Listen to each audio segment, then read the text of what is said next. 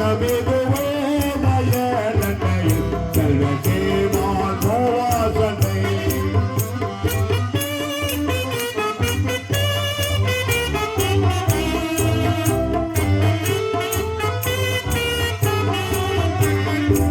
அருள் திரும்பி பார்த்தவுடன் ஒரு தெரித்த நடுகிலே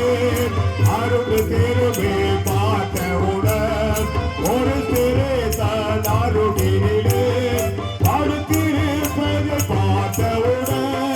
நீயரு என்று கேட்டாலே செல்வாய்தயல் பயனையில் செல்வ சேவான் போவாசலை போவாஸ்ல போய் நீ அங்க போ. இன்னைக்கு களத்துல கோதுமை தூக்கி கொண்டு